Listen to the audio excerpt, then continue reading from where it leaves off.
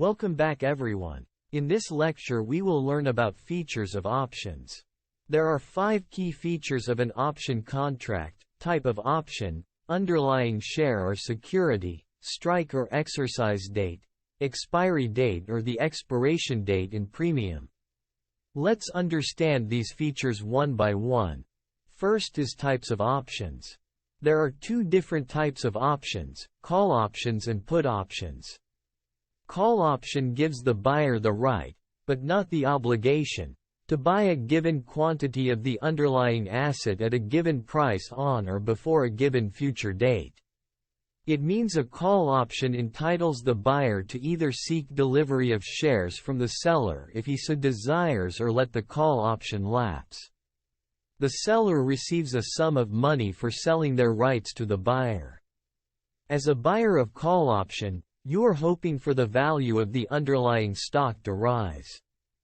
An increase in the price of the stock will result in an increase in the value of your option, and the seller of the call option receives a premium for taking on the obligation to sell the underlying stock to the buyer of the option if the buyer decides to exercise the option before the expiration date. For example, you have the right to purchase the house before the expiration date, that is the 3-month in this case, but you are not obligated to buy it, whereas the seller is obligated to sell the house even if the house price increase. If the buyer doesn't exercise the option, the seller simply retains the premium and the obligation expires with the option on the expiration date. Same concept applies to put option. A put option gives the buyer the right, but not the obligation, to sell a given quantity of the underlying asset at a given price on or before a given date. It means a put option buyer is entitled to give delivery of shares to the seller if he is making profit or let the option lapse.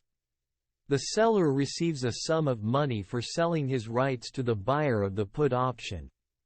Person buys a call option when he expects that prices of share will rise, and he buys the put option when he expects that the prices of the share will fall. So if the underlying asset is in downtrend and prices are falling down, in that case you can buy put option. It means you are purchasing the right to sell the stock at a given price, and if stock price falls you will make profit. Options will always have an underlying asset associated with it. It can be anything from an agricultural commodity, interest rate, foreign currency, or shares of a estate company. When the underlying asset is shared, then it is called an equity option. Generally, an equity option is linked to 100 shares outside the India. It means when purchasing a call option, you are purchasing the right to buy 100 shares of that company in India. The quantity of shares for one call option is different for different shares. Now in this case, the underlying asset was house, and in this example the underlying asset is a stock of company ABC strike price. The strike price is also referred as the exercise price. This is the agreed price at which the option can be exercised. For example, in this case, the strike price is 100K, that is the price at which house can be bought. There are a range of strike price set for each option, and we can trade any strike out of all these strikes. How to choose different strikes for adopting any option strategy that we will learn later in this course. The current price of the share is known as spot price, and the current price of option is known as strike price. Strike price can be high or low at the spot price. For example, in case 1, the price of house decreased to 90K from 100K. So the spot price is 90K, and in case 2 the spot price changes to 120K but the strike price is 100K. That is the agreed price at which the option can be exercised. Expiration date. Every option has a limited life that is determined by the option expiry date. Expiration date is the last day on which the option can be traded and is the date on which all exercised options expire. Equity options expires on the third day before the last Friday of each month. In this example, the expiration date is 3 months. It means the contract is valid only up to 3 months. Weekly options have gained in popularity, but they are still not quite as actively traded as the traditional monthly options. Option premium is the cost or the price of the option that a buyer pays to the seller to have the right to buy or sell the underlying shares. Example: in the last example, you are buying a call option of ABC share of Strike 70. For this you have to pay a sum of $200 for entering the trade.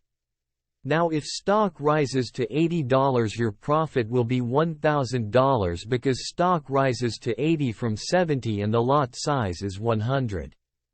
But your net profit in this case will be $800 because you have paid $200 at the time of execution of the trade in the form of premium, so by deducting $200 from this amount, your net profit will be $800. But if stock price falls to $60, you are not obligated to suffer a loss of $1,000. You will let the option lapse and your only loss will be the premium you have paid at the execution of the trade that you paid to enter the trade as premium amount, and that is also the cost of your call option. In this case the option premium is $3, but to calculate the total premium of a particular option you need to multiply it by the number of shares covered in one contract. So in this case the total premium of call option is $300. So these were the 5 options features, and with these 5 features an option contract. Thank you. See you all in next lecture.